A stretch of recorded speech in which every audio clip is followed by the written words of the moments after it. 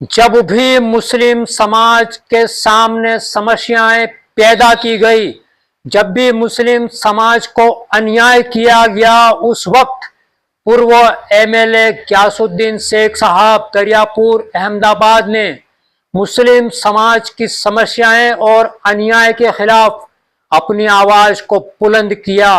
UCC bill Ghiyasuddin Sheikh साहब और मौजूदा एमएलए इमरान खेरावाला साहब को सुनिए। का हनन है।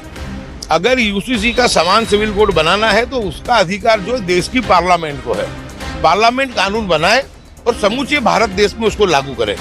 ये शरीयत का भी उल्लंघन है और संविधान का भी उल्लंघन है। हमारा कहना इतना ही है कि जब समान सिविल कोड की बात आप गुजरात में कर रहे हो, फिर आप आसान धारा क्यों लाते हो?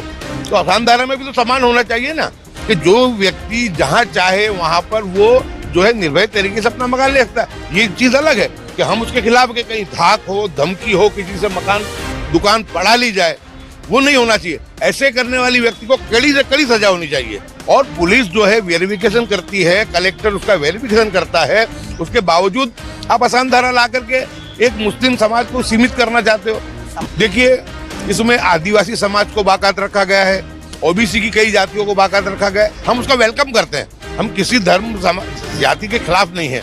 कांग्रेस की तो परंपरा है कि कांग्रेस सभी धर्म समाज को साथ में लेकर चलती है। तो फिर जब आप दूसरे लोगों को उसमें बाकात रख रहे हो, हमारे जो साथी समाज हैं, जो हमारे बड़े भाई हैं हिंदू, हम उनको बड़ा भाई कहते हैं, तो फिर तुम मुस्लिम समाज को क्यों तुम इसको बात नहीं कर रहे हो? तो अगर तुमको कोई कानून लाना है तो सभी के लिए होना चाहिए, नहीं होना चाहिए तो फिर सभी के लिए नहीं होना चाहिए। जब समान सिविल कोड की बात करोगे, यूसीसी की बात करोगे और फिर आप उसमें भेदभाव रखोगे बिल में, मैं मानता हूँ कि सिर्फ ये स्थानिक स्वराज्य की चुनावों को जीतने का ये हथकंडा है, पोलराइजेशन करना है, लेकिन होगा नहीं। ये जो रिलीव एंड रिलेशनशिप वाली जो बात है, उस पर हमारा बिल्कुल बहुत उस पर सख्त विरोध है कि ये तो आप लाइसेंस दे रहे हो। अभी तक तो छुप छुपा के काम होते थे। अब लोग जो है रिलीव एंड रिलेशनशिप में लेकर के हर आदमी अपनी दूसरी जो वाइफ होने के बावजूद भी दूसरा व्यक्ति को भी वो जो है उसको वो पात्र को रख सकेगा। तो इसको तुम बाध्यता क्यों कानूनी तरीके से क्यों दे रहे हो? और हम बिल्कुल ये कहते हैं कि जो गलत बातें करके हलाला और दूसरी बातें करके आए, इस्लाम में कहीं पर भी हलाला वगैरह की सिस्टम नहीं है। मजहब, कुरान, हदीस सब इसको मना करती है। कोई यानी नेचुरली तरीके से हुआ कि किसी को डिवोर्स हुआ है और उसने दूसरी शादी कर ली और उसके बाद उसका वहां भी डिवोर्स हो गया, वो डिवोर्स होने के बाद वो अगर अपने पहले पति से शादी करना चाहे तो फिर वो कर सकती है। लेकिन ये नहीं है कि आप कहीं पे अरेंज कर लो, मैनेज कर लो, किसी से तय करके शादी कर लो। ये बिल्कुल मुस्लिम समाज को और इस्लाम को बदनाम करने की भारतीय जनता पार्टी की साजिश है। हम ये मानते हैं कि जन जागृति के माध्यम से इन सब बातों को लेकर के लोगों के साथ जामना चाहिए।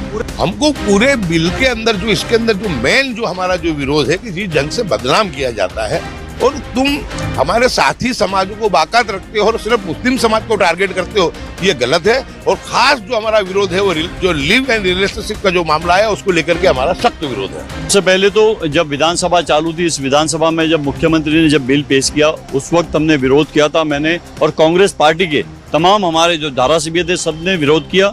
कांग्रेस गुजरात विधानसभा के अंदर और भी बहुत से लोग थे, लेकिन कांग्रेस पार्टी ने जमकर इस बिल का विरोध किया। और उसमें एक मुस्लिम धारासभ्य तरीके जब मुझे बोलने का मौका मिला, उस वक्त मैंने किया कि मैं गुजरात के 70 लाख मुस्लिमों की तरफ से कहता हूं कि ये बिल का मैं विरोध कर रहा हूं।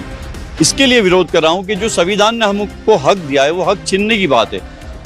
और इस्लाम जो है वो कुरान, शरीयत उसके मुताबिक चलता है। तो बहुत से ऐसे बिल के अंदर सुधारे करने की ज़रूरत थी।